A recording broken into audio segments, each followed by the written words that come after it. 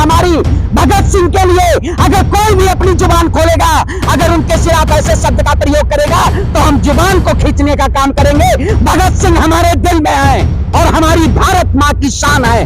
भगत सिंह, सुखदेव राजगुरु, अशफाक उल्लाह खान, ये देश की शान है। इन्हीं की वजह से आज भारत मां हमारी है और इतनी राजनीतिक पार्टियां आज जो सत्ता पे काबिज है वो है। भगत सिंह अमर है, अमर रहेंगे। इनकलाब जिंदाबाद। नमस्कार लो जी, हम फिर से आ गए। मुद्दा बड़ा हॉट है।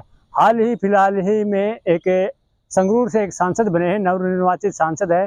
उन्होंने शहीद ए आजम भगत सिंह को आतंकवादी कहा। हमारे साथ श्रवण पांडे जी, किस प्रकार से देखते हैं कि एक सांसद इस प्रकार का बयान देता है, शहीद ए आजम सिंह भगत सिंह को वो आतंकवादी कहते हैं?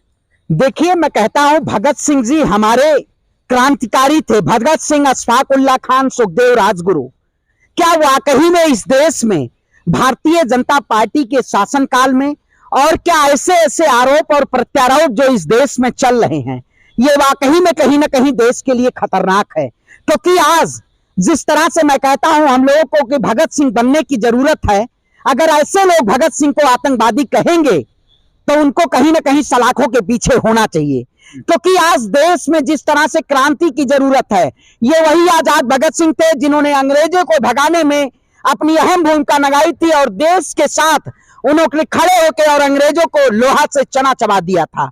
आज देश में ऐसी परिस्थितियां हैं, उसी प्रवृत्ति के लोग हमारे देश में काले अंग्रेज हैं जो कहीं ना कहीं इन्होंने इस देश पे काबिज होने के लिए और देश को गुलामी की तरफ ले जा रहे हैं।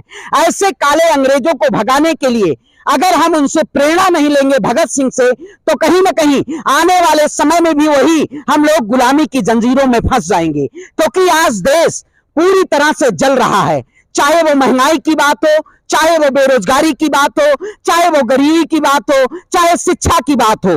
जिस तरह से देश में आए दिन कई न कई मुद्दे ऐसे लाए जाते हैं जिनसे इन सारे मुद्दों को नदारद कर दिया जाता है। भारतीय जनता पार्टी का रिएक्शन नहीं आता है देश की जनता के लिए। वो केवल अपनी सत्ता की कुर्सी को काबिज करने के लिए, अपने में सत्ता में बैठने के लिए वो कहीं ना कहीं। पांडे जी, कोई भी आंदोलन लगा लो, कोई भी आंदोलन किया जाता है और सरकारें बातें नहीं मानती तो आंदोलन करता एक नारा जरूर लगाते हैं कि लगता है अब भगत सिंह बनना पड़ेगा। लेकिन जब भगत सिंह को आतंकवादी कहा जाता है तो सब लोग खामोश हो जाते हैं, चाहे राजनीतिक पार्टियां लगा लो, चाहे सामाजिक संगठन लगा लो। देखिए, मैं कहता हूं ऐसे जो दुकान है, जो ऐसे संगठन हैं जो हमारे भगत सिंह के, आजाद भगत सिंह के पास ऐसे भी बहुत सी पार्टियां हैं जो भगत सिंह की फोटो लगा लेती हैं, लेकिन भगत सिंह के अगर प्रति कोई ऐसे टिप्पणियों का, शब्दावलियों का प्रयोग करता है तो उनके खिलाफ आवाज नहीं उठाती हैं। मैं कहता हूं कोई भी हो, किसी भी पार्टी से हो, अगर वो भगत सिंह के लिए ऐसी आवाज उठाएगा तो उसके खिलाफ जेल की सलाखें होनी चाहिए। और अगर सरकार इस देश में, अगर देश के लोकतंत्र में अगर काबिज है तो ये कहीं ना कहीं देश के जनता के ऊपर जुल्म कर रही है। और ऐसी सरकार, ऐसी तानाशाही और क्रूरशाही सरकार के खिलाफ आवाज उठाने की जरूरत है। ये वैसे अगर हम आवाज उठाएंगे, अगर सरकार से सवाल पूछेंगे तो आपके जुबान पे ताला लगा देगी। आपने देखा होगा अभी कुछ दिन पहले ही सरकार ने ऐसे कई शब्दावलियों को जारी किया जो शायद सरकार से नहीं पूछा जा सकता है।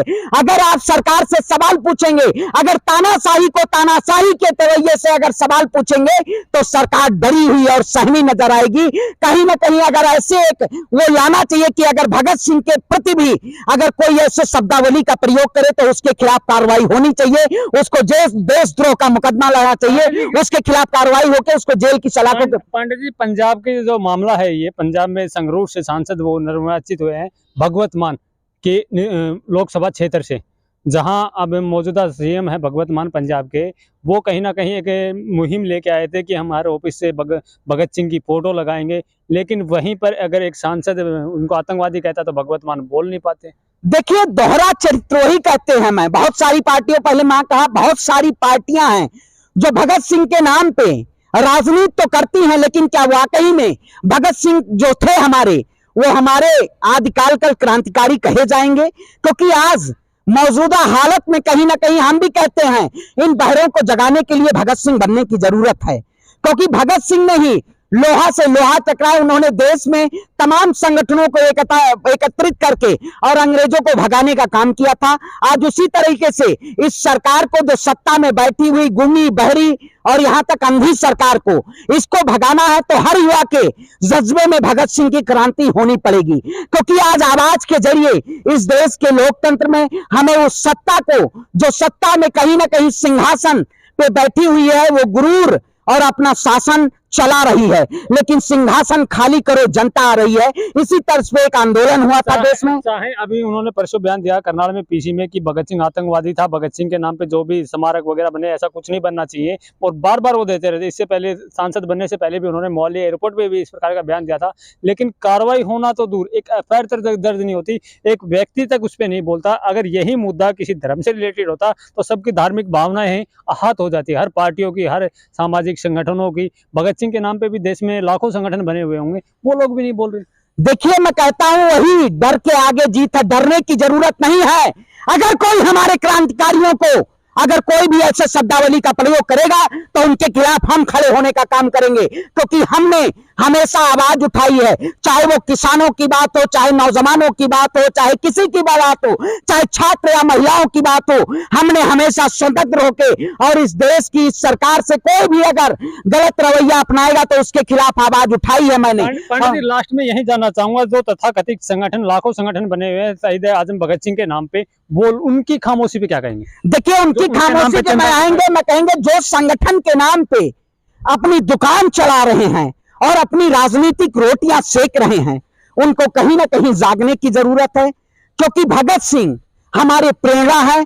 अगर प्रेरणा को, हमारे आइडियल को, हमारे क्रांतिकारी आइडियल के खिलाफ अगर कोई ऐसी टिप्पणी करे तो उनके खिलाफ देश की 138 करोड़ जनता को एक मुख होके और एक हाथ को मजबूत करके उतरना चाहिए और उनके खिलाफ आवाज उठानी चाहिए। देश के क्रांतिकारियों को आतंकवादी कहने वाले को क्या सांसद बनने का अधिकार है? क्या सांसद पद पे रहने के अधिकार है? नहीं, बिल्कुल नहीं है। क्योंकि आप बताइए, वही तो कहते हैं, ये भी होना चाहिए जो लोग सांसद की जो उनकी फोटो लगा के भगत सिंह की जो राजनीति कर रहे हैं, उनको भी पद पे रहने का अधिकार नहीं है।